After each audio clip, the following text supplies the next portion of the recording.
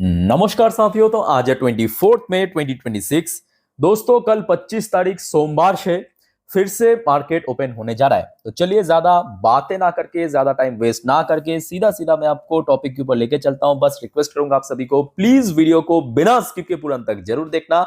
और खास करके दोस्तों इस वीडियो की आखिरी 3-4 मिनट पे जब हम मार्केट को डिटेल में एनालिसिस करेंगे कि कल मोस्ट प्रॉब्ली मार्केट किस दिशा में जा सकता है, निफ्टी 50 बैंक निफ्टी की कहां पे रेजिस्टेंस है, कहां पे सपोर्ट है, उस पार्ट को तो कतई मिस मत करना। ओके, तो आइए सर सबसे पहले चेकआउट करते हैं कि आज हमारे मार्केट एनालिस्ट दोस्त ने क्या कहा। देखिए आज इस टॉपिक को कवर किया बजाज ब्रोकिंग की तरफ से एक एनालिस्ट ने। अच्छा, पिछले कुछ ट्रेडिंग सेशन पे हमने देखा मार्केट जो है एक पर्टिकुलर लेवल के आसपास ट्रेड कर रहा है। मतलब अपर साइड में वही 23,700-800, लोअर साइड में वही 23,500-600 के आसपास बार बार सपोर्ट मिल रहा है, ऊपर बार बार रेजिस्टेंस फेस कर रहा है। सो जिस बेसिस पे यहाँ पे एनालिस्ट ने कहा कि अपर साइड में ये जो लेवल है ये सबसे क्रूशल है, 23,800 से लेके 23,900। और साथ में एक रेंज भी मेंशन किया कि अगर मार्केट इस रेंज को क्रॉस नहीं करते हैं तो इसी के बीच कंसोलिडेट करने का मोस्टली चांस है, ये एनालिस्ट के हिसाब से। ठीक है, 23,200 से लेके 23,900। वैसे दोस्तों अगर मैं आप सभी को पूछूं कि क्या लगता है आपको, बताइए जरा कल 25 तारीख क्या हो सकता है। देखिए मेरे हिसाब से अगर कल सुबह तक कुछ बहुत बड़ा इंसिडेंट नहीं होता है, मतलब नेगेटिव पॉइंट ऑफ व्यू से, तो कहीं ना कहीं मार्केट एक और बार कोशिश जरूर करेगा अपर साइड में ब्रेकआउट देने की। बट ओवरऑल बात करें मेरे हिसाब से थोड़ा वॉलेटाइल भी होने का चांस है। ओके, अच्छा आइए अब देखिए सेम टॉपिक को कवर किया मनी कंट्रोल की तरफ से दूसरे एक और एनालिस्ट ने बाजार के बारे में अपने एक विचार रखा। Technical view, momentum indicators point to easing bearishness, ये एकदम फैक्ट है क्योंकि लास्ट डे हमने देखा था फाइनली 23,700 को थोड़ा सा क्रॉस करके ऊपर आके क्लोजिंग दिया था। 20 DEMA मतलब 20 दिन की moving average, sorry exponential moving average for Nifty to target 24,000। तो एनालिस्ट ने कहा कि अगर 20 दिन की जो एक्सपोनेंशियल मूविंग एवरेज है उसको क्रॉस करके निकल गया तो मे भी 24,000 की जो टारगेट है वहां तक पहुंच सकता है अगले हफ्ते, next week. Bank Nifty climb back above 54,000। और ये फैक्ट है कि लास्ट डे हमने देखा जहां पे बार बार रेजिस्टेंस फेस कर रहा था बैंक निफ्टी 54,000, उसको क्रॉस करके ऊपर आके सक्सेसफुली क्लोजिंग दे पाया। अच्छा, नीचे की तरफ देखिए एक रेंज भी मेंशन किया दूसरे एनालिस्ट ने, जैसे कि अपर साइड में सबसे पहले 24,000 की टारगेट को पॉइंट आउट किया। अगर 24,000 को सक्सेसफुली ब्रेकआउट दे पाया अगले हफ्ते तो 24,300 पे पहुंच सकता है। खैर दोस्तों इस टॉपिक को हम इस वीडियो की आखिरी 3-4 मिनट के लिए छोड़ देते हैं, वहां पे अच्छे से चर्चा करेंगे। अब चलिए कुछ इंपॉर्टेंट जानकारी आपको मैं दे देता हूं, थोड़ा पेशेंसफुली देखिए, सुनिए, समझते जाइए। अच्छा, सबसे पहले देखिए भारत की एक बहुत इंपॉर्टेंट इकोनॉमिकल डेटा जो कि शुक्रवार के दिन मार्केट क्लोज होने के बाद आउट हुआ था, भारत की विदेशी मुद्रा भंडार यानी फॉरेक्स रिजर्व की डेटा, जो कि इस बार एक्सपेक्टेड था लगभग $8.09 बिलियन ड्रॉप होके $688.89 बिलियन हो चुका। देखिए ऑब्वियसली बात है जब डॉलर के अगेंस्ट में रुपी इतना ज्यादा गिरेगा तो आरबीआई को तो कुछ यूटिलाइज करना पड़ेगा इसको स्टेबल रखने के लिए, तो दैट्स वाई यहाँ पे थोड़ा ड्रॉप हुआ है। अच्छा, नेक्स्ट रिपोर्ट आ रहा है आपके क्रिजिल की तरफ से। क्रिजिल की तरफ से कहा गया कि gold jewellery retail sale volume to plunge 13 to 15% in financial 27। But दोस्तों यहाँ पे एक कंडीशन है। कंडीशन क्या है कि देखिए फाइनेंशियल ईयर 27 बस शुरुआत ही हुआ है, सिर्फ 2 महीना, ये दूसरा महीना चल रहा है, मई का महीना।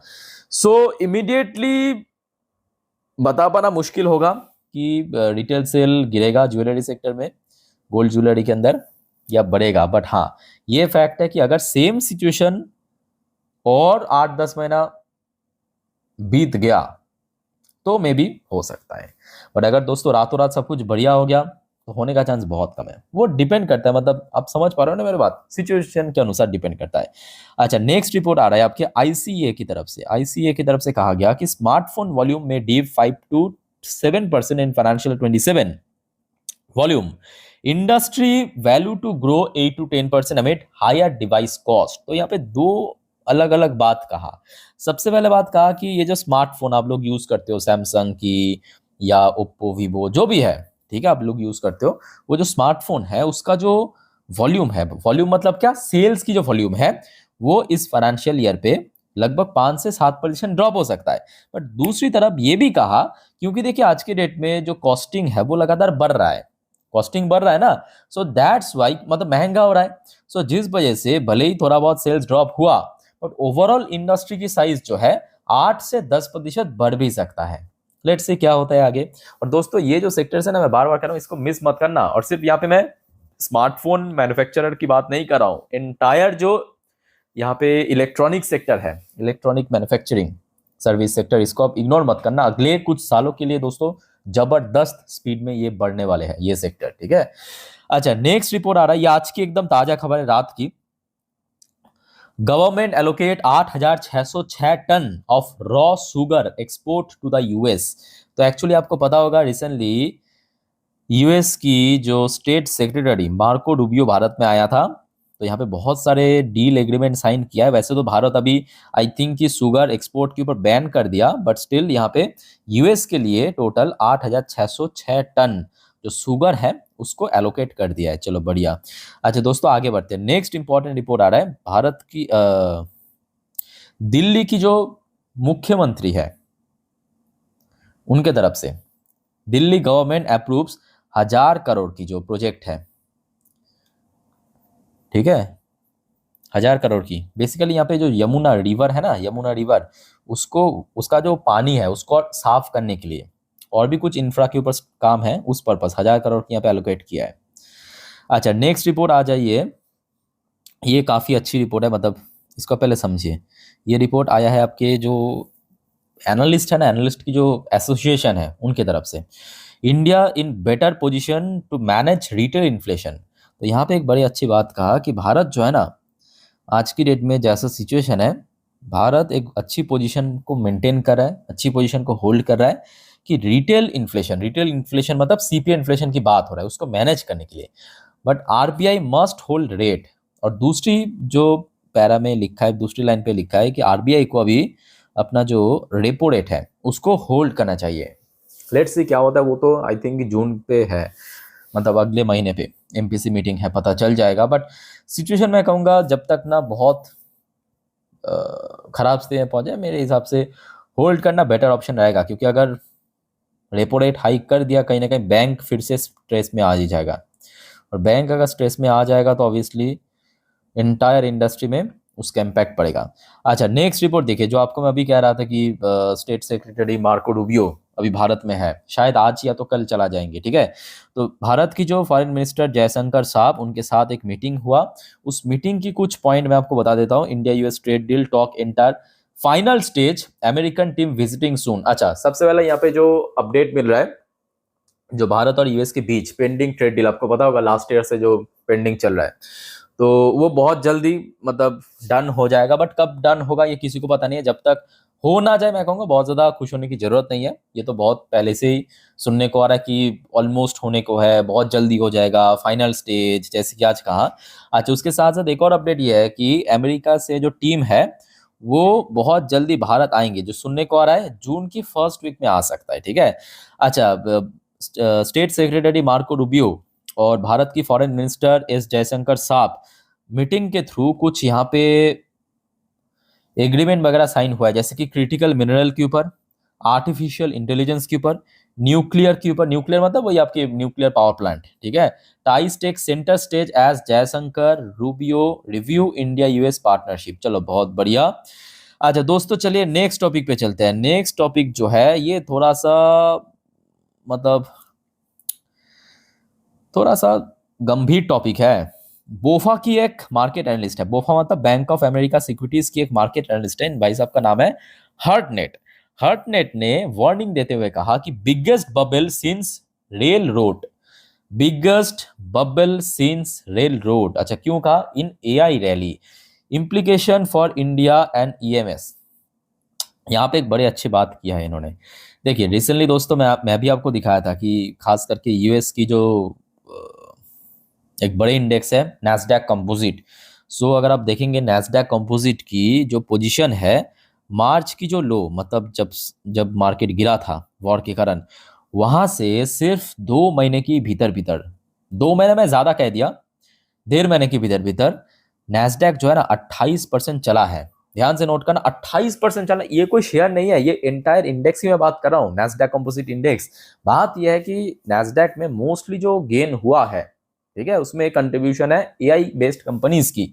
सो ये फैक्ट है कि कहीं ना कहीं जो एआई स्टॉक्स में बहुत ज्यादा मूवमेंट हो चुका है और कहीं ना कहीं एक बबल बनने का भी चांस है, बट इसका कोई मैं कहूँगा मतलब एक्चुअल ठोस वो नहीं है कि हाँ बबल बस्ट होगा नहीं होगा, बट हाँ काफी हद तक चल चुका है, ये फैक्ट है। सो लेट्स सी क्या होता है आगे। अच्छा दोस्तों, वैसे चलिए नेक्स्ट टॉपिक पे चलते हैं, पर उसके पहले एक छोटा सा रिक्वेस्ट करूंगा, अगर आपको वीडियो भी देखा अच्छा लगा, इन्फॉर्मेटिव लगा, प्लीज वीडियो को लाइक करना और प्लीज दोस्तों चैनल को सब्सक्राइब करके जरूर रख देना इस प्रकार की जानकारी हमेशा पाने के लिए। देखिए आप जब चैनल को सब्सक्राइब करते हो, वीडियो को लाइक करते हो, शेयर करते हो, मुझे भी बहुत ज्यादा देखिए मोटिवेशन मिलता है इस प्रकार की जानकारी आप तक पहुंचाने के लिए, ठीक है। तो प्लीज दोस्तों फटाफट सब्सक्राइब करके रख देना। और आई होप कि आज दिन की ये जो लास्ट 4 वीडियो मैं आप लोगों के लिए पब्लिश कर चुका हूँ, आई होप कि आप लोगों ने देखा होगा, नहीं देखा तो एक बार चेकआउट करके आना, कल मार्केट के लिए सब इंपॉर्टेंट है। अच्छा वैसे लास्ट नाइट को हमने देखा था शुक्रवार, यूएस मार्केट की क्लोजिंग पोजीशन काफी अच्छा था, जहां पे डॉ जोन्स लाइफ टाइम हाई को हिट किया, फिर उसी लेवल के आसपास ही क्लोजिंग दिया था, नैस्डैक भी ठीक ठाक लेवल पे क्लोजिंग दिया था। अच्छा कल के लिए ऑयल प्राइस बहुत मैटर करेगा, याद रखना। Oil price last day closing दिया था लगभग कोई $103-4 पर बैरल के आसपास। अब मेरे बात को ध्यान से सुनिएगा, कल ऑयल प्राइस अगर मान लीजिए कि 105 कल मान लीजिए कि ऑयल प्राइस $105 पर बैरल के आसपास ओपन होता है, तो कहीं ना कहीं मार्केट में थोड़ा सा वीकनेस, थोड़ा सा वोलेटाइल मार्केट हो सकता है।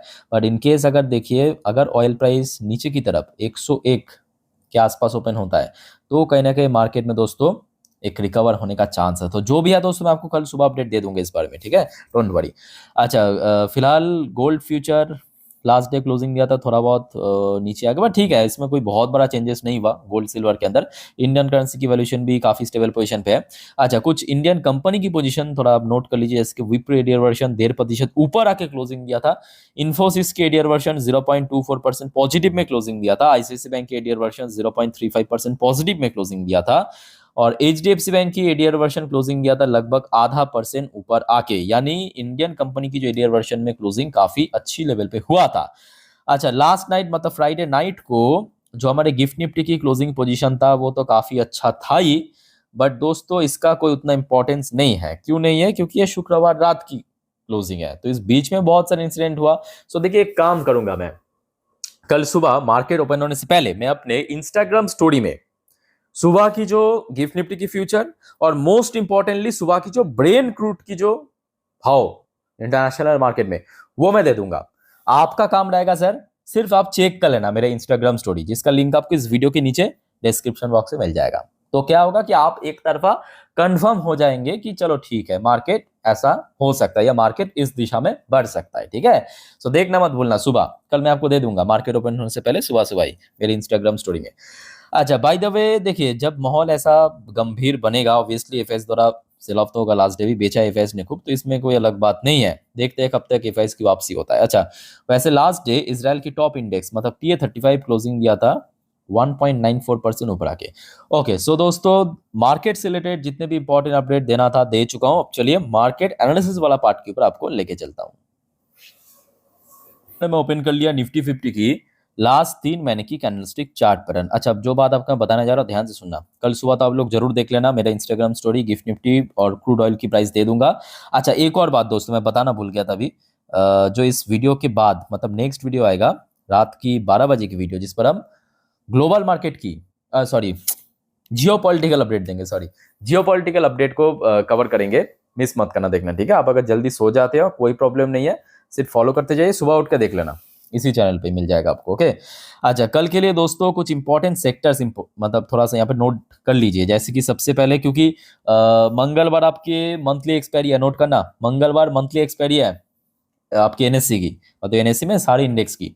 सो दैट्स वाई अभी बैंक निफ्टी बहुत इंपॉर्टेंट है, और बैंक के बाद अगर कोई इंपॉर्टेंट है वो आपके ऑयल सेक्टर, ठीक है। अच्छा उसके बाद दोस्तों कल मेटल सेक्टर भी इंपॉर्टेंट है, और चौथा हो गया आपका ऑटो सेक्टर। तो ये 4 सेक्टर दोस्तों कल नोट करके रखना, ये 4 सेक्टर कल मार्केट के लिए इंपॉर्टेंट है, ठीक है। अच्छा आ जाइए आप, ये हो गया आपका एक दिन की चार्ट पैटर्न। मतलब यहाँ पे सारे कैंडल आपको एक दिन को रिप्रेजेंट करता हुआ नजर आएगा। अच्छा, सबसे बड़ी फैक्टर देखिए, अभी ये जब मैं वीडियो रिकॉर्ड कर रहा हूँ लगभग रात 10:30 बजे के आसपास, अभी तक देखिए कोई बहुत नेगेटिव खबर नहीं आया। क्या कहा? अभी तक कोई बहुत नेगेटिव खबर नहीं आया।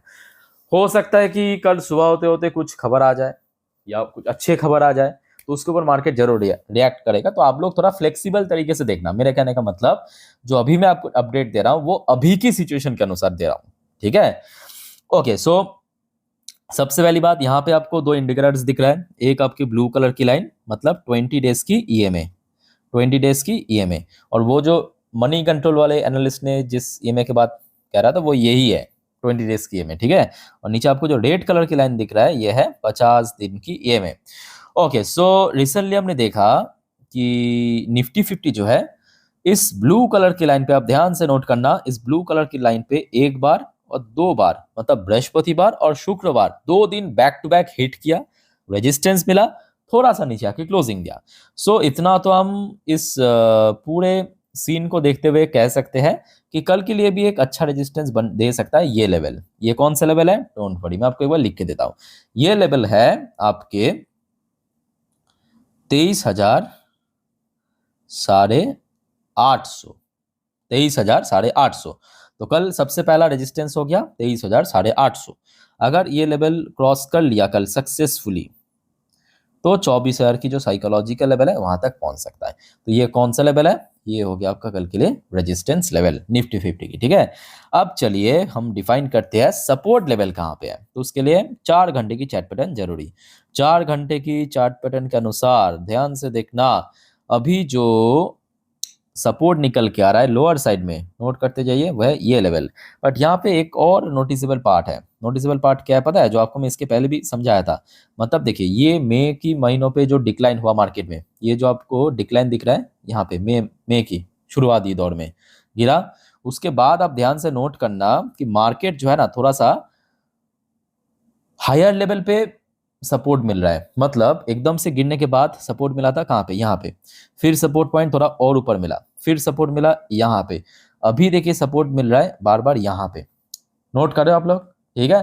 तो उस हिसाब से अगर हम बात करें तो सपोर्ट लेवल देखिए यहाँ पे, जो 4 घंटे की 20 दिन की एम है, 4 घंटे की चार्ट पैटर्न पे 20 दिन की एम है, उसी लेवल के आसपास मिल सकते हैं लोअर साइड में।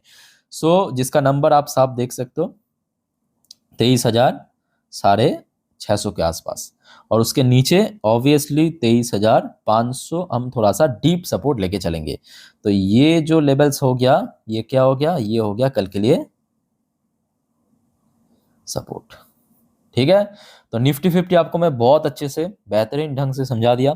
अब बात करेंगे बैंक निफ्टी। बैंक निफ्टी की रोल बहुत इंपॉर्टेंट है, इसलिए भी इंपॉर्टेंट है क्योंकि bank Nifty last day finally 54,000 को होल्ड करते हुए क्लोजिंग दिया। सो बैंक निफ्टी के लिए अभी इमीडिएटली जरूरी है ये जो 54,000, इसको बस होल्ड करके चलना। तो 54,000 ये कौन सा लेवल हो गया? ये हो गया कल के लिए सबसे क्रूशियल लेवल। क्या लेवल हो गया? सबसे क्रूशियल लेवल। अच्छा, क्योंकि बैंक है इसका रेंज थोड़ा सा ब्रॉड है, जो आपको मैं इसके पहले भी कहा था बार बार। तो बैंक्स के लिए हम सपोर्ट लेवल थोड़ा सा डीप लेंगे। डीप मतलब कल 53,000 की सपोर्ट लेवल हम लेंगे नीचे की तरफ, ठीक है? जहां पे हमने देखा बैक टू बैक 2 से लेके 3-4 दिन भी थोड़ा बहुत यहाँ पे सपोर्ट मिला था, ठीक है? अच्छा, अपर साइड में ध्यान से नोट करना, अपर साइड में जो है ये जो दो डबल इंडिकेटर्स 20 एंड 50 डेज की में ऑलमोस्ट मीट कर चुका है। ये बनेगा कल के लिए एक स्ट्रॉन्ग हर्डल पॉइंट, जिसका नंबर थोड़ा यहाँ पे हाइड हो चुका है। मैं आपको लिख के देता हूँ, इसका नंबर है लगभग 54,600 के आसपास, ठीक है? सो दोस्तों, मैं निफ्टी 50 बैंक निफ्टी जितना अच्छे से हो सकता है समझाने की कोशिश किया। फिर भी आपका कोई कंफ्यूजन है, डाउट्स है, कमेंट करके प्लीज बताइए। अच्छा, वीडियो को वाइंड अप करने से पहले जो हमेशा आपको मैं कहता हूं, याद रखना मार्केट बहुत ज्यादा रिस्क है। सो गलती से भी एफएनओ ट्रेडिंग, इंट्राडे, ये सब चक्कर में मत पड़ना। लोग हजारों लाखों करोड़ों गवाता है इस सब के चक्कर में, ठीक है? नॉर्मली आप वीडियो देखिए, सीखिए, अपडेट लीजिए। कोई कंफ्यूजन है, कमेंट बॉक्स खुला है, कमेंट करके बताइए। और चैनल को दोस्तों सब्सक्राइब करना मत भूलना। तो मिलते हैं नेक्स्ट वीडियो में। टेक केयर, बाय बाय, जय हिंद।